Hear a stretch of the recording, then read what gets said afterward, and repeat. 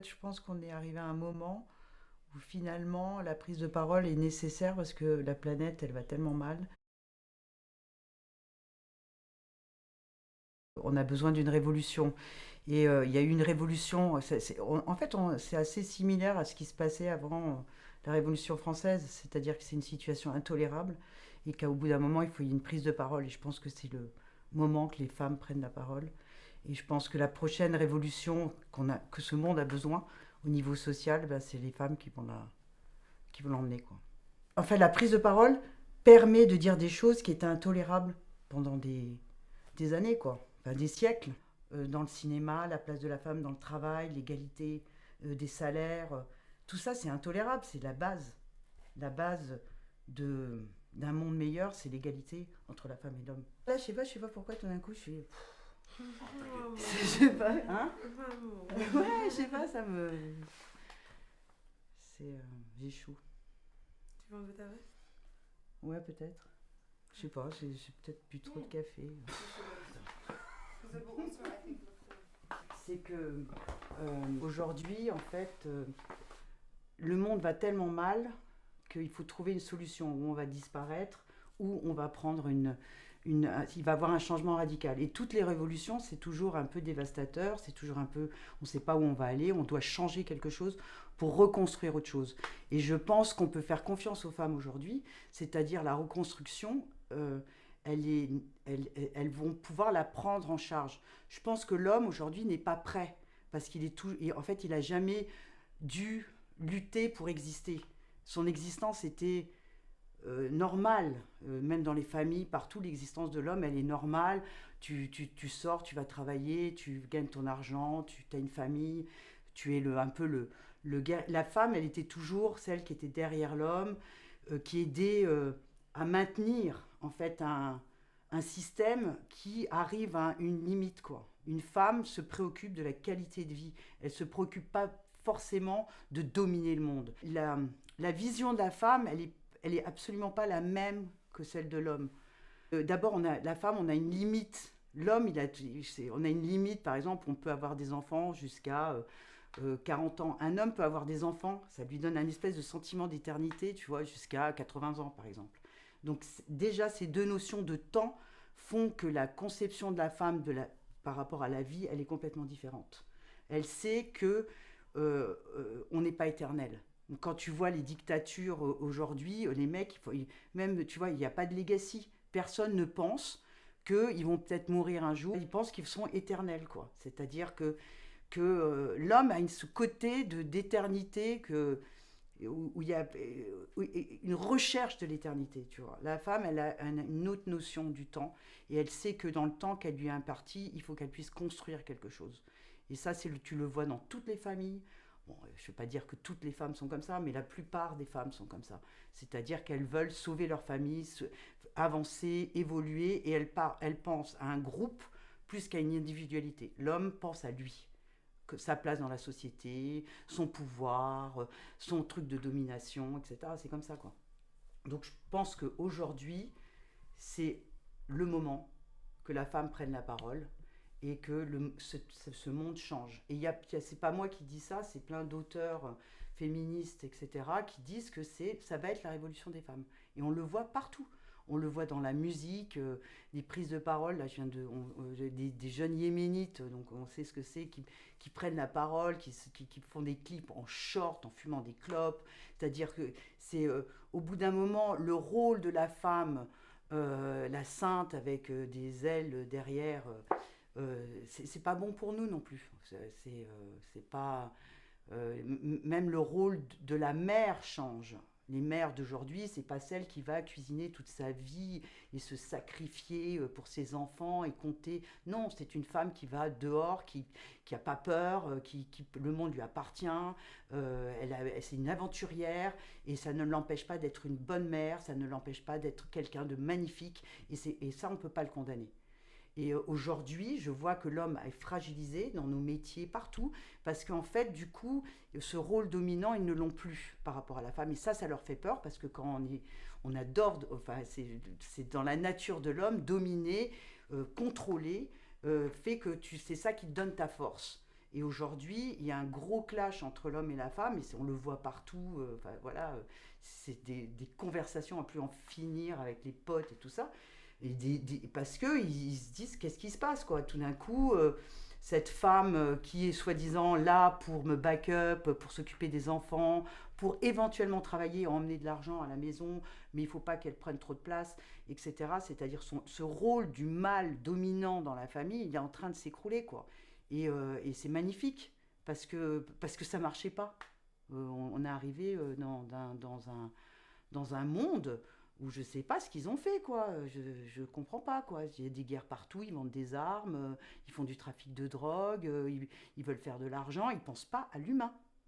Et aujourd'hui, la femme, bon, il y a certaines femmes, on le voit autour de Trump, etc., et elles ne sont pas toutes géniales, mais on voit aussi en Espagne, on voit beaucoup en Afrique, le rôle de la femme, et dans les pouvoirs politiques, soi-disant, beaucoup plus. Et la femme a vraiment une place dans la politique, dans le changement de la société. On le voit en Amérique latine, 14% des femmes ont des postes de responsabilité. En France, on va peut-être, il n'y a même pas de chiffres qui sont sortis.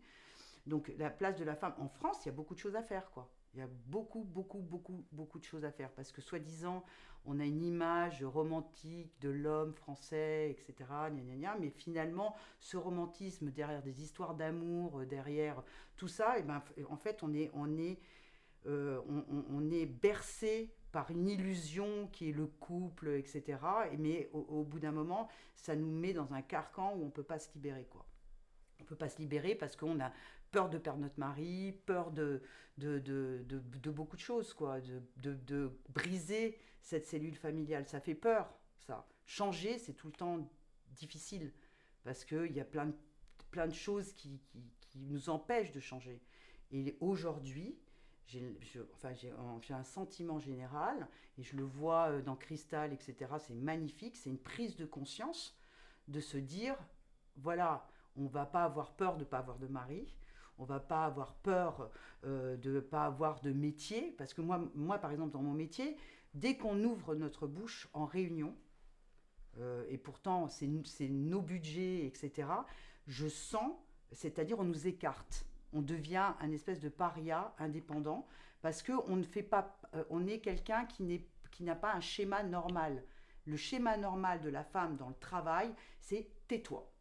Tais-toi, fais ce qu'on te demande de faire, ou alors on arrive à monter des échelons, etc. Mais même quand on arrive à des postes de direction, il y a toujours quelqu'un au-dessus qui va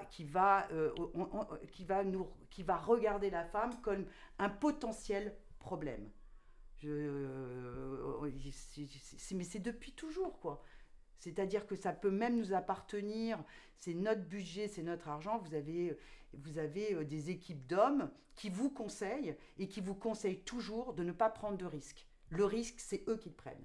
Nous, on est là pour, en fait, tenir les choses, on est la raison, et la prise de risque n'existe pas. Et quand on ne prend pas de risque, on n'avance pas.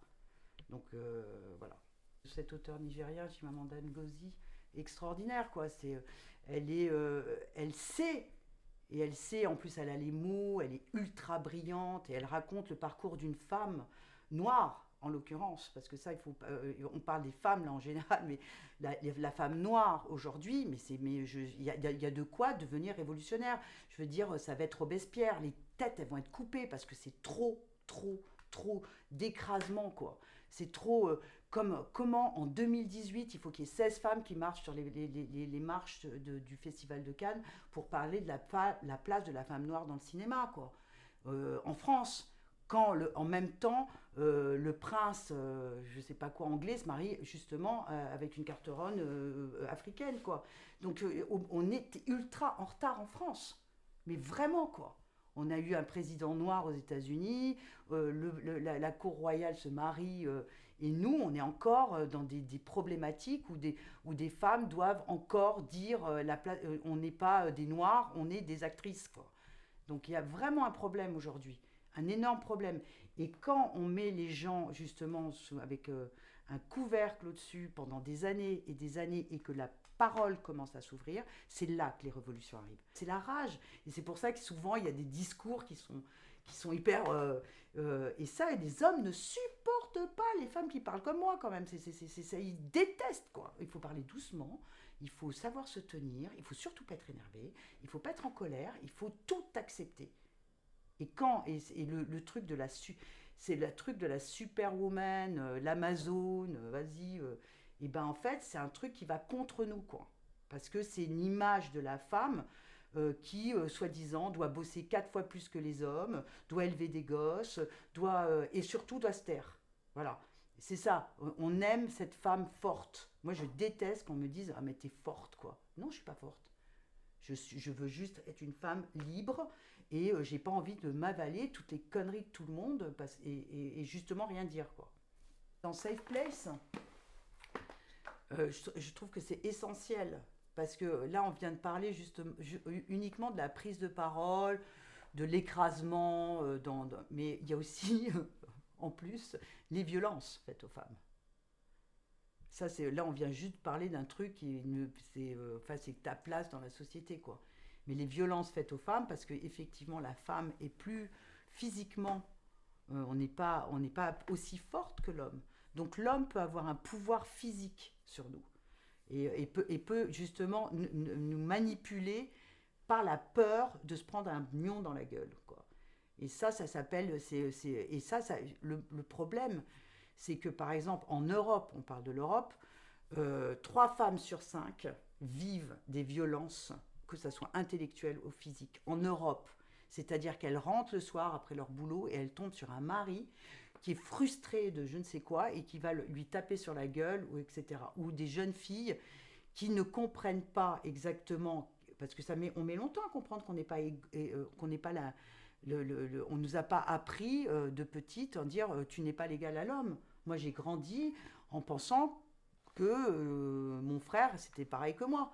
Ben, en fait, compte, non. Ça met super longtemps. Donc, des fois, on se met dans des dangers. C'est ce que j'explique à Cristal. Je lui dis, fais super attention. L'homme est plus fort que toi. Et l'homme, si tu lui fais pas plaisir et que ça ne lui plaît pas, il peut abuser physiquement de toi pour montrer son pouvoir d'homme.